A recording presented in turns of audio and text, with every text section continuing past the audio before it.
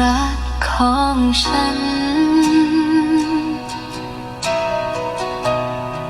จะไม่พาฉันกลับไปกับเธอ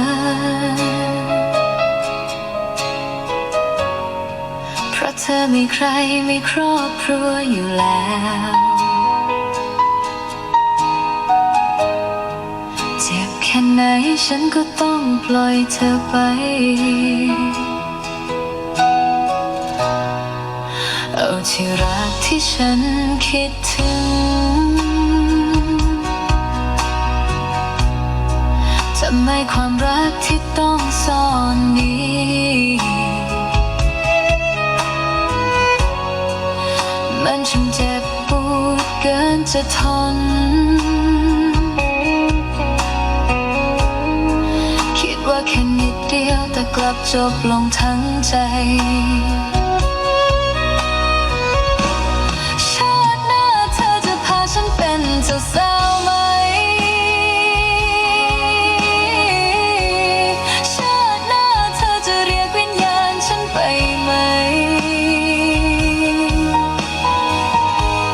ชาติหน้าฉันจะได้เป็นของเธอหรือเปล่าหรือชาตินี้เราไม่เคยถูกกำหนดให้คู่กันแม้เราจะรักกันได้แค่ไม่กี่วันแม้เราจะมีคืนด้วยกันเพียงไม่นานแค่วันนี้ยังมีเธออยู่ข้างกันเท่านั้นก็พอแล้วสำหรับชีวิตนี้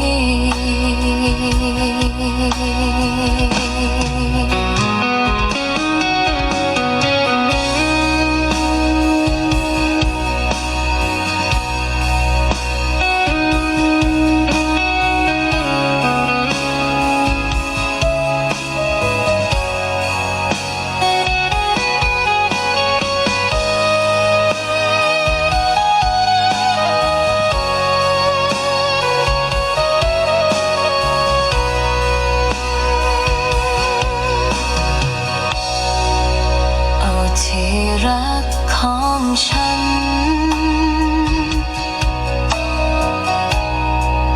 เธอรู้ไหมว่าฉันเจ็บแค่ไหน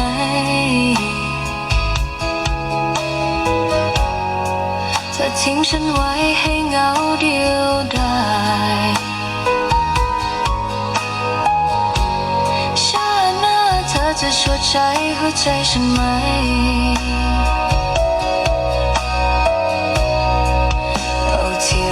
ที่ฉันคิดถึง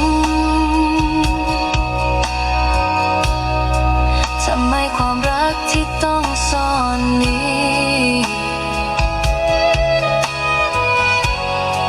มันทำให้เราต้องเจ็บปวดขนาดนี้คิดว่าเพียงนิดเดียวแต่สุดท้ายก็พังหมด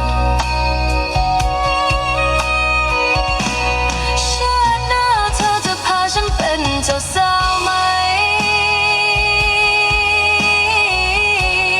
ชาติหน้าเธอจะเรียกวิญญาณฉันไปไหม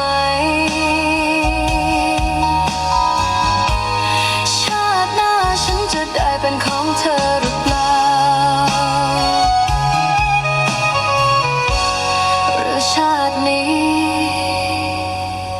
เราไม่เคยถูกกำหนดให้คู่กัน